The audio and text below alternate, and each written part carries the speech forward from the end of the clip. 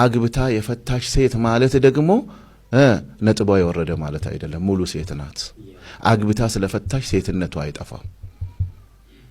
ለነሱም ደግሞ ክብርና ቦታ ይኖራል የነገሮች አለመጣጣም እንግዲህ መጨረሻ ላይ እህል ውሃው አልቆ ወደዛም ሊሄዱ ስለሚችሉ ይሄንንም እንዲያስቡት ብዬ ነው ሁለት ሚጋጭ ነገር እንዳይሆን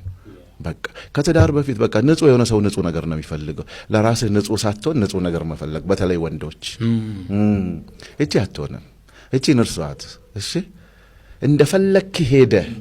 የፈለከውን አድርገ ሪያሊቲው ጋር ሲደርስ ግን ማንንም ያልነካትን ነው የምትፈልገው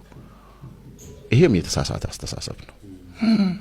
ጋብቻ ላይ ችግሮች እንዲፈጠሩ የሚያደርጉት ይሄ ነው አንዱ መነሻው ይሄ ነው አንዱ ያበላሸውን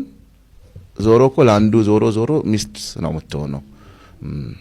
አላህም በግልጽ አስቀምጧል አጠይቡነ ሊጠይባት እኔ እንደው በጣም ስለ ትዳር ሳስብ የሚደንቀኝ ቁርአን ለጥሩዎች ጥሩ በቃ ጥሩዎች ለጥሩዎች ናቸው ሶ ሚረር ማድረግ ያስፈልጋል ኤግዛክትሊ ግን እንደዚህ ስንል እንደ አንድ አማካሪ ሳይፈልጉ የሚደርስባቸው እህቶች አሉ እነሱ ለኔ ሙሉ ናቸው አክቹሊ ሱ ከመልካምነት ጋርም አያያዝም እነሱ አሁን ለኔ ሙሉ ከነሱ ፍላጎት ውጪና ሳያስቡት የደረሰባቸው እነሱ ለኔ ሙሉ ናቸው ምንም እንዳሉ በቃ